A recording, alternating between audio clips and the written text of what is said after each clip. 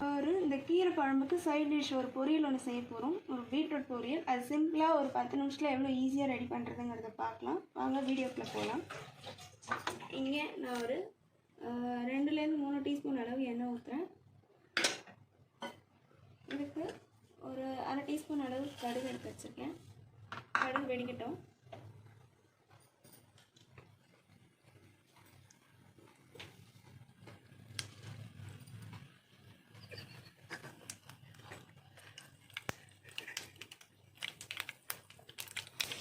கூட ஒரு 1/2 டீஸ்பூன் அளவு கடலைப்பருப்பு சேர்த்துக்கலாம். இதில் ஒரு 2 கப்பு கடலைப்பருப்பு சேர்த்துக்கலாம். இது லைட்டாக ஃப்ரை ஆகிட்டே இருக்கும். அதுக்கப்புறம் நல்லா ஒரு சின்ன வெங்காயம், ஒரு வெங்காயம் சேர்த்துக்கலாம்.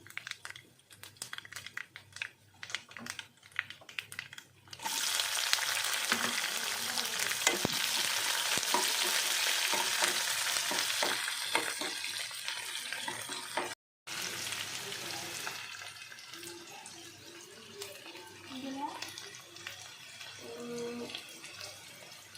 1/4 டீஸ்பூன் அளவு மஞ்சள் சேர்த்துக்கலாம். நம்ம இங்கே இப்போ 1/4 கிலோ அளவு பீட்ரூட் எடுத்து வச்சுருக்கோம். இதையும் இதோட சேர்த்துக்கலாம். பீட்ரூட் வந்து உங்களுக்கு சீக்கிரம் குக் ஆகிறதுக்கு நீங்கள் எந்த அளவுக்கு அதை வந்து பொடியாக வந்து வதக்குறீங்களோ அந்த அளவுக்கு அந்த பீட்ரூட் வதங்கிறது சீக்கிரம் வதங்கிடும். அந்த வதங்கிறதுலேயே நல்லாவும் வெந்துடும் உங்களுக்கு.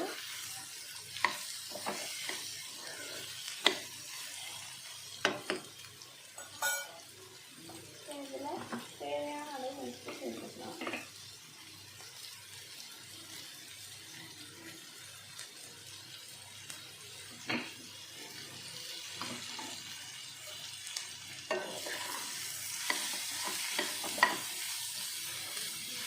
நம்ம இதில் தாளிக்கிற பொருட்கள் எல்லாம் சேர்த்தாச்சு.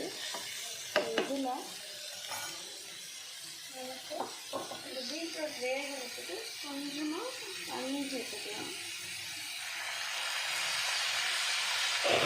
பீட்ரூட் வேகிறதுக்கு நம்ம கொஞ்சமாக அதில் தண்ணி சேர்த்துக்கலாம்.